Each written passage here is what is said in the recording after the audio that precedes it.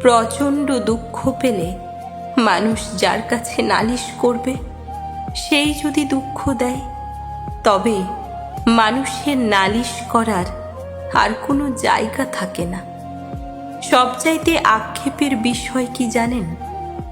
দুঃখ কিংবা কষ্ট পেলে যেখানে আশ্রয় খুঁজবেন, সেখান থেকে আরো বেশি দুঃখ নিয়ে ফিরে আসাটা।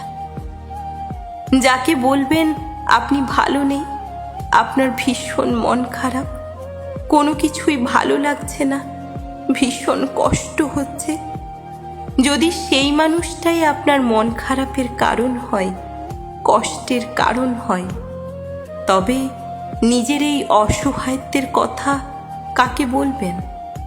কাউকে বলা যায় না। নিজের ঘরে সুখ না পেলে মানুষ বাইরে যায়, বাইরে সুখ না পেলে মানুষ বনে যায়, আর বনেও সুখ না পেলে মানুষ একা থাকে।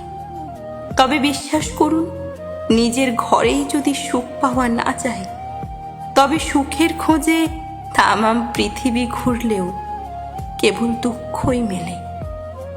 দিন শেষে মানুষ একটা নিরাপদ আশ্রয় চায়, যেখানে সারা দিনের ক্লান্তি আর দুঃখ বুকে নিয়ে বিশ্রাম নিতে পারে। একটা মানুষ চাই শোনার জন্য, যার কাছে নালিশ করা যায়। কিন্তু সেই মানুষগুলোই যখন আপনাকে দুঃখ দেয়, আপনাকে মানসিক যন্ত্রণা দেয়, তখন আর নালিশ দেওয়ার মতো কেউ থাকে না। মানুষ যার কাছে শান্তি আশা করে, যাকে ভরসা করতে চায়, ঠিক তার কাছ থেকেই হতাশ হয়ে ফিরে আসে। প্রত্যেকটা মানুষের এমন কেউ থাকা দরকার, যাকে দিন শেষে জমানো সব দুঃখ, কষ্ট, অভাববোধের কথা নির্দ্বিধায় বলা যায়।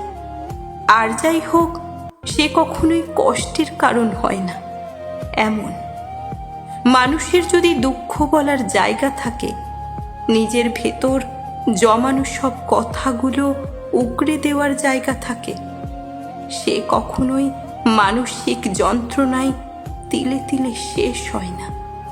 সে কখনোই মানসিক যন্ত্রণায় তিলে তিলে শেষ হয় না।